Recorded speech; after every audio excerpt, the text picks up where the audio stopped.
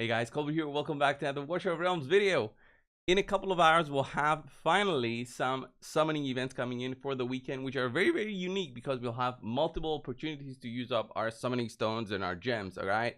So, what is the right choice to do? I'll try to give you guys some ideas and hints based on my reviews on the champions offered. So, let's get started with the Frostfall summons that will be coming in for 250 required summons. Okay, this means you'll need to summon all of that amount, unless of course you manage to get GWENDOLYN before that. If that happens, then the event is done and GWENDOLYN is on your account regardless of the 250. But on 250, she's guaranteed to come out of the summons. Okay, my view on this one is do not summon. Okay, I feel like GWENDOLYN is not on par with other healers who actually do healing. She is more of like a shield support rather than a dedicated main healer to use in your squad.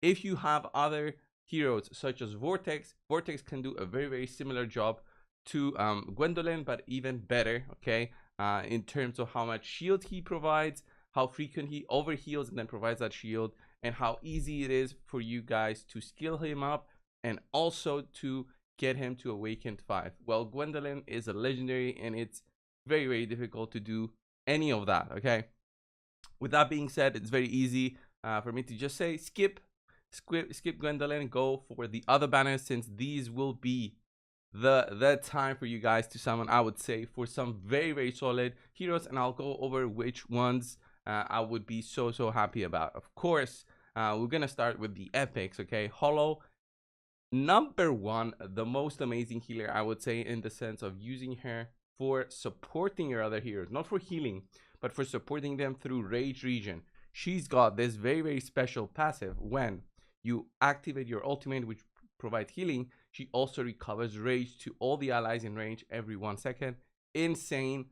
Rage Regen is of course the way to go. Ultimate gets you stronger. When you're stronger, you can beat the content that you're looking for, especially in situations when you want to have your ultimates as soon as possible, very frequently. Hollow is number one for this, and getting multiple copies of her is of course needed to go all the way to Awaken 5. Okay, after that we have Mariel, very underrated defender, but I would say she's still very strong because she can also provide some healing to the team based on the defense that she has. So she's a defensive based healer, so she's a tank with defense. You also have your target's max HP to base that healing off, but she's still a very strong healer. I would say that she is a very solid support, but the thing about defenders is that we don't need so many in this game. It's not so bad if it happens and you do summon for her. I mean, it's okay, but I wouldn't go crazy about awakening her using my awakening stones. Maybe I had copies, yeah, sure, it doesn't cost anything, but skilling her up also is not really a requirement. Heroes such as my boy Olag is much better for the role of the defender. Okay, then going up of course to Mari. Mari is amazing for the freezes, very useful for many situations where you activate her ultimate to freeze the enemies in line. When she applies the freeze through her default skill, the slow, basically, not the freeze, she can also apply vulnerability to physical damage and magic damage, which can also help you do more damage basically. So an amazing hero. And then finally we come to the 3 legendaries. Okay, first things first, Boreas. Boreas is fantastic for gear raid 1, inflicts freeze and anti-healing at the same time. I've used him in videos. Just check the past videos that I posted. He does an insane amount of damage. He is a 10 out of 10 on gear raid 1, and he'll be useful anywhere else where you will need anti-healing and freezes in the future. If you summon and you do get him, do not feel bad about using your skill ups, of course, depending on where your progression is. Okay, where you're focusing, maybe more guild boss damage would be the way to go. Boreas is not really a guild boss hero, and with that being said, he's still very useful, and I will be going for specifically summoning for Boreas in this 2x 10x that we'll have. By the way, I didn't mention that, but it's a 2x and a 10x. So it's an amazing opportunity for you guys to pick up these heroes.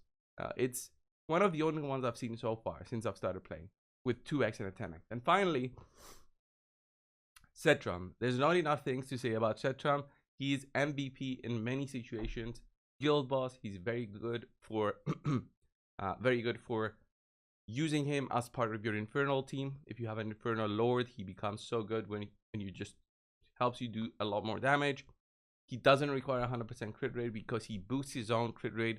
The more times he hits, he boosts it up slowly by 1% and then crit damage by 2%, and that ranks that stacks up. Okay, amazing damage overall when he pops the ultimate, and it's very satisfying to watch a Gatling gun just go crazy and just eliminate opponents. Let's have a look at that on the top. Just opens up and then boom, starts attacking everybody. And then of course has the overload thing that happens where he just shuts down a little bit. It's fine though. It's still satisfying to watch.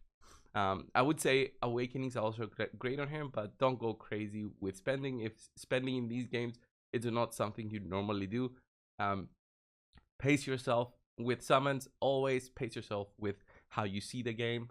There's no rush to do anything in this game. Just, you know, summon if you can, and you know, spend if you want. Okay, so with that being said, I have an Awakened for Setrum, so I would love to get an Awakened 5 to get his duration of overload plus 5 seconds, since he'll just be very strong for another 5 seconds through the duration of, let's say, the guild boss fight. And Awakened 5 it's also gonna be my first ever hero having him Awakened 5. Somehow I managed to have so many copies of this guy, so it's inevitable that he'll be my first Awakened 5 through this 2x 10x. And with that being said, you can also summon using your big stones, your divine summoning stones. It is the same 2x and 10x for those. I would say you can go first on your divines and see how that goes, and then if you have so many other summoning stones and you want to have, like, be a completionist and have GWENDOLYN, you can go for her. But even if you were in a situation where you had taken all these heroes, I would still not go for GWENDOLYN. I feel like she's not worth the summons. And then final legendary, guys, is this one, Orim the Dwarf Forger. Just boosts up his crit rate through the talent. For every 5 crits he hits, triggers a hammer smash. So he's a strong defender. With just that, he triggers that hammer smash attack. Deals 100% damage to one enemy plus burning. Burning is very good for overall damage over time. It's magic damage that happens per second. And then we have Fireball Defense, where it's basically he just stops attacking. He becomes like an immovable object, but he still does burning damage and reduces physical damage taken. It's a very cool thing to have if you are looking for more damage and more sorcerers of burning, okay, which he can help with that. I wouldn't say he would be useful though in the guild boss with this skill. And then if the hero receives damage from attackers with burning, there's a 50% chance to retaliate with more damage. The damage is not crazy though, so don't expect crazy things. When deployed, gains crit rate increase, okay, that's a 15-second duration buff, and grants all allies crit damage increase by 20%. And this gets boosted with how much you skill this up. So the only problem with this, guys, this is a temporary buff to your damage. This can be very temporary again. I don't feel like this is worth it for what it is. Maybe if you run a setup where you withdraw him and then put him down just to boost up your damage for just a few seconds, maybe something can be said about that. But I wouldn't consider this as something to build a team around. But it is worth, I would say, just having this guy if you are running an infernal squad and you need help with a defender in there. So I wouldn't go crazy with Orim.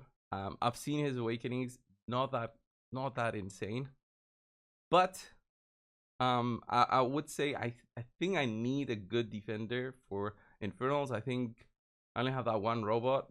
What's his name? Totally forgot, but he's not very strong, so I probably will be satisfied with him. But out of the 3 legendary series, I'm looking for Boreas first, copy of Setrum, and then if Orim comes along, I'll be okay with that too. So that was it, guys, for just the warning before the summons. The summons will be starting about an hour from now, so keep an eye on that. If you want to summon, this is the video I would say to watch. Share it with your friends. Thank you all. Check out warcodex.com. It's our site featuring all that is virtual realms. Thank you all. I'll see you in the next one. See ya.